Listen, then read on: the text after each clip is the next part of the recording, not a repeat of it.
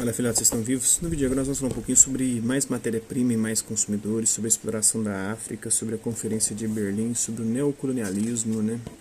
Sobre o racismo e o pretexto civilizatório. Bora lá? Ao mesmo tempo surgiram empresas gigantescas que passaram a controlar a maior parte do mercado consumidor. Esses dois processos estavam interligados. As empresas cresciam porque utilizavam as inovações tecnológicas para produzir artigos cada vez mais baratos. E assim conseguiam vencer as empresas concorrentes e conquistar um número cada vez maior de consumidores. Apesar desse crescimento, os grandes empresários não estavam satisfeitos. Para eles era necessário conquistar novos mercados fora da Europa e dos Estados Unidos e obter acesso permanente a fontes baratas de matéria-prima como ferro, petróleo e carvão para suas indústrias. Essa preocupação era plenamente apoiada pelo governo de seus países. Mas onde encontrar os novos mercados e fontes permanentes de matéria-prima para a indústria? Diante dessa questão, as atenções dos governos e dos grandes empresários europeus e estadunidenses se dirigiram à África e à Ásia, continentes ricos em matérias-primas, fortemente povoados e onde a industrialização era praticamente inexistente, portanto, com potencial para ser bons mercados consumidores. A gravura de um cartão postal de 1899 representa um trabalho de africanos em uma fábrica alemã de carne desidratada, no atual território da Namíbia, As nações europeias instalaram fábricas em países africanos onde a mão de obra era mais barata do que na Europa. Entre 1884 e 1885, realizou-se em Berlim, na Alemanha, uma reunião de representantes das principais potências da Europa e dos Estados Unidos. Na Conferência de Berlim, nessa reunião, os delegados das grandes potências definiram regras para a partilha da África, entre elas. Teve início, então, a conquista do continente africano. Para justificar suas ambições, os governos europeus afirmavam que era preciso civilizar a África, e que isso só seria possível por meio da colonização.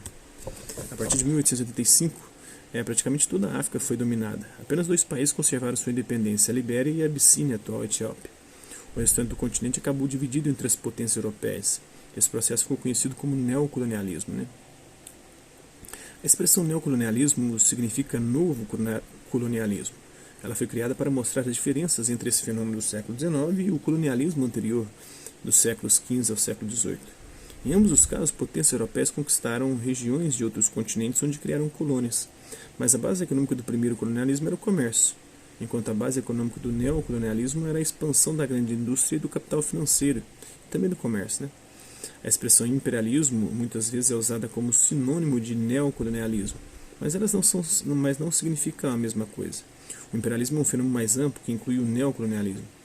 Entre os séculos XIX e XX, por exemplo, a América Latina esteve sob forte influência da Inglaterra primeiro e logo depois dos Estados Unidos.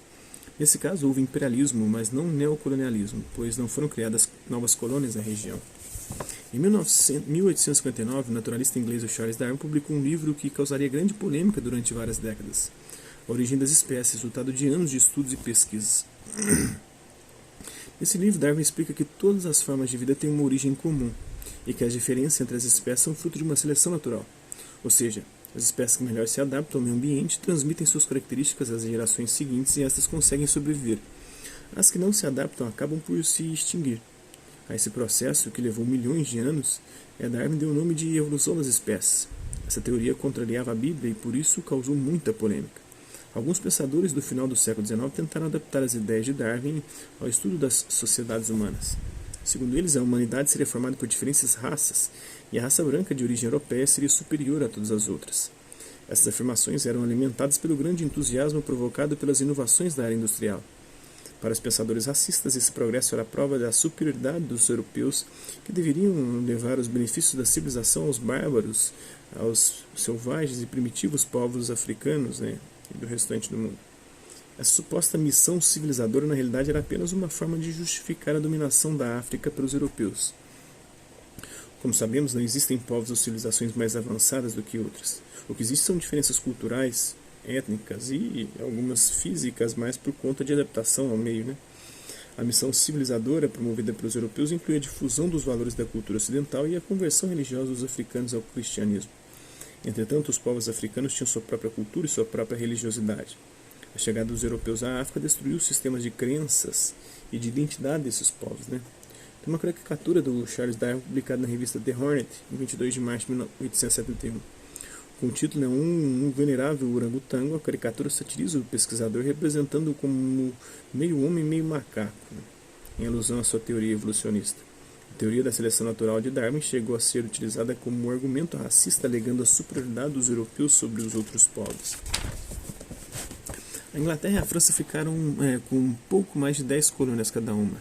Em seguida vinham a Alemanha e a Itália com 3 cada e a Bélgica com uma. O Congo belga, sobre o Congo belga, vamos falar em outras aulas. Portugal e Espanha não entraram na corrida, mas mantiveram as colônias que tinham desde o século XV e XVI. Além de fornecer matérias-primas necessárias ao desenvolvimento industrial europeu, as colônias africanas representavam mercados para os produtos industrializados da Europa.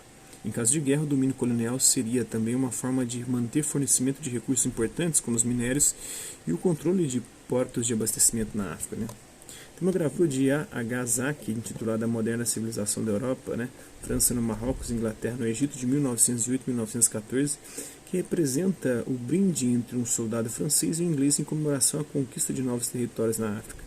Essa conquista levou à morte e à destruição das terras, às terras africanas. E os africanos, depois disso, eles chegaram com a Bíblia, na época que a gente era os donos da terra, e hoje nós estamos com as Bíblias nas mãos e eles são os donos da terra. É isso aí. Hasta la vista, até a próxima.